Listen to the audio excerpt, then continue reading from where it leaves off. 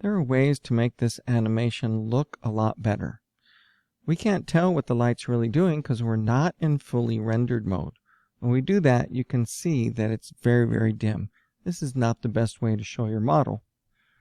If you click on the light bulb, you can see that our power is not very strong. So I could increase this until I can see the model a bit better.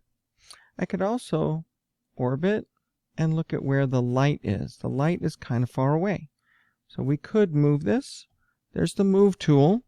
The G key will let you just move. You don't even have to click on the button on the mouse. You can just move it. You may have to orbit a little bit to try and get it into a better spot. Means we might not need as much. Of course, look to the camera, 0 on the number pad, to see what that's going to look like. And this is the Eevee render. It's well lit up. But what about if we change our render here, click on the digital camera, to the cycles mode? It really looks much better, but make sure you're using the GPU. If this is not lit up, then go to Edit Preferences and change your system so it knows that you're using the graphics card. If there's none, this will be gray and it'll be very slow to render. Don't worry about the little speckles on there because those won't be there when you render. Let me just go ahead and close this. When you do that, you do have some options for making this glow or reflect. I can take this color right here, go to my beach ball materials, and right now this is the base color. I can preserve that color by copying the hex code from the color and change this now to emission. It's going to turn white, but if I put the hex code back in there, I've got that glowing light there. Now, we have a lot of light in the model. If you want to do this glowing, we probably don't want that much light.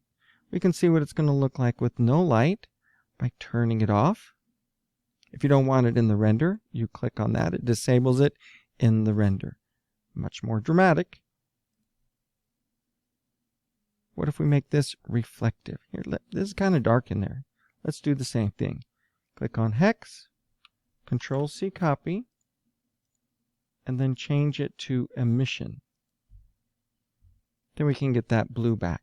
You may not want the same color blue, but it does get you in the ballpark, and then you can make some adjustments to this, maybe make it a little lighter color or something like that.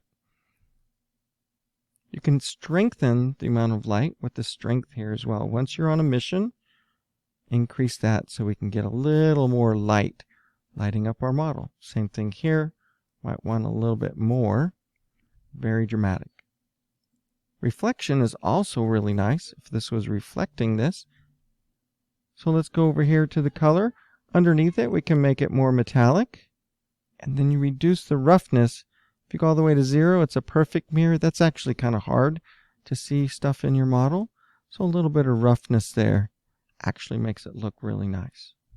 So now as we scrub through on our animation, you can see how things are lit up. This might not be the best part of it to illuminate. You may want other parts to reflect. Again, just increase metallic to some point and then decrease the roughness until it looks the way you want it to look. Pretty easy to go ahead and make it nice and shiny and reflective like it's made of metal. And get a much nicer reflection. All of that looks really good. Let me look through the camera. Again, don't worry about the little speckles. They will not be there. It'll be a very slow render, so give me this file. You can reduce this to a smaller number, and then when you render the image, it'll do it much faster as well. So one more change. I like to go to maybe a 0.1 noise reduction, so it doesn't spend so much time trying to get rid of those speckles.